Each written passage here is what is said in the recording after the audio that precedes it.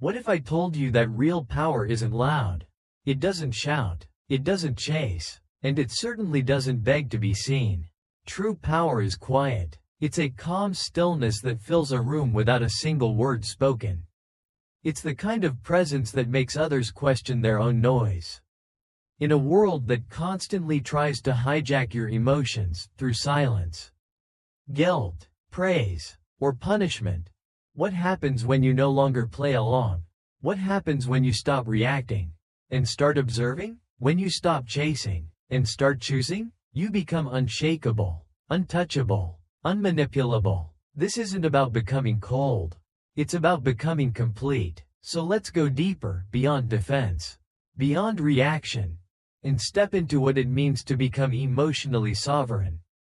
A man who can't be played because he's already found what others are still trying to control. They can't control a man who doesn't need their validation. They can't manipulate someone who no longer responds predictably. And they have absolutely no influence over a mind that has learned to master itself. So, the real question isn't, how do I stop people from manipulating me? The real question is, when did I start letting them? When did you let someone's silence make you anxious? When did you start shrinking so someone else could feel powerful? When did you let their disapproval override your intuition? When did you allow your peace to depend on their presence? That's the moment the keys were handed over, not to them, but away from you. Because manipulation doesn't require power. It only requires access. And most people give it away unknowingly, piece by piece, in the name of love, acceptance, or even peace. The real battlefield isn't out there, it's internal. It lives in that narrow space between stimulus and response. They withdraw affection, you chase. They give you a taste of approval, you overextend. They offer silence, you spiral. And yet, here's the truth. No one can manipulate you unless some part of you still feels incomplete without them. That's the mirror. That's where the work begins, not with them, but with you. Epictetus said, "No man is free who is not master of himself." And what he meant was simple: until you become emotionally self-reliant, you'll always be hostage to external behavior. This journey? It's not pretty. It means sitting with discomfort. It means realizing you've been outsourcing your emotional state to people who don't even know how to manage their own. It means facing the parts of you that still crave applause, recognition, attention, even love, from people who haven't earned the right to shape your world. This isn't about becoming robotic. It's about becoming refined. It's about choosing clarity over chaos. Stoicism doesn't demand that you suppress your emotions. It demands that you own them. Not deny them, not ignore them, but manage them. So no one else can weaponize them against you. You learn to respond, not react. To pause, not panic. To witness, not absorb. Because the manipulated aren't always weak.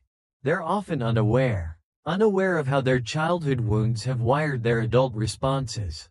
Unaware of how predictably they seek approval. Unaware of how deeply they fear being misunderstood, unloved, unseen. And if someone learns your pattern better than you do, they don't need force. They just pull the right string, and you play your part. Want to stop being manipulated? Then study your triggers. Study what makes you flinch. Study what causes you to spiral. Is it silence? Is it criticism? Is it comparison? Is it rejection? Good, because that's not your weakness. That's your map. That's the doorway to freedom. Manipulators don't seek strength. They seek predictability. They study your moves. They memorize your reactions. They track your tells like a seasoned poker player. If they know that withholding love makes you chase, they'll go quiet. If they know flattery makes you vulnerable, they'll pile it on. If they know guilt gets you back under control, they'll wear disappointment like perfume. And still, the truth remains. They don't overpower you. You just haven't reclaimed your own center. But here's the shift. When you stop needing the outcome, you become immune to the game. When you stop needing the person, you stop fearing their absence. When you stop needing their love, their silence, their presence, their opinion. You reclaim something priceless, your inner authority. Marcus Aurelius said, "You have power over your mind, not outside events. Realize this, and you will find strength. Because strength isn't noise. It's silence.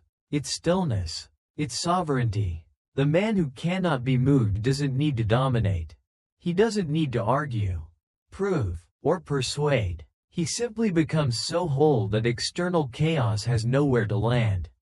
And when manipulators realize their games no longer work, they fall silent, not because they've changed, but because they've lost their script. You're no longer predictable. You're no longer programmable. You've become a mystery. And people can't manipulate what they can't read. A centered man doesn't over-explain. A grounded man doesn't chase approval. A full man doesn't negotiate his peace. He walks into rooms with calm eyes and a still mind. He speaks less but says more. He listens more but reveals less.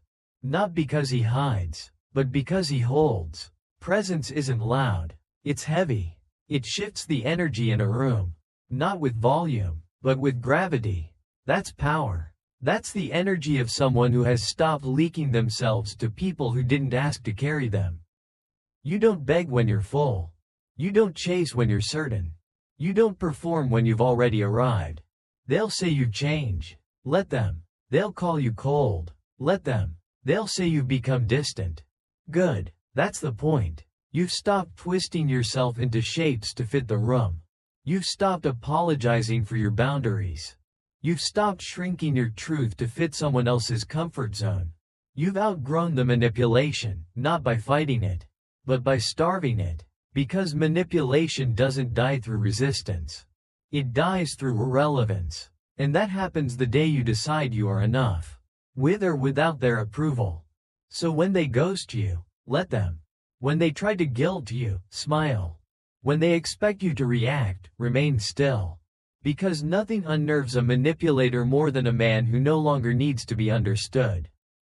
You stop explaining. You stop performing. You stop dancing around their wounds just to protect their ego. And instead, you build. You master. You observe. And when they try to knock you off center, you don't move. Because you've anchored. You've arrived. You've become sovereign. So next time someone tries to provoke you, don't flinch. When they go quiet, don't chase. When they withdraw love, don't beg. Because when you're full within, nothing external has power over you. Don't waste time proving yourself to those who benefit from misunderstanding you. Don't try to win games that were designed to keep you small. Just return to yourself, over and over. If this message resonates, share it. There's a quiet revolution happening among those who are tired of performing and ready to build real peace. If you're one of them, subscribe, because the next level of your life isn't louder, it's deeper. It's not in getting more, it's in needing less. And in that stillness, you become free.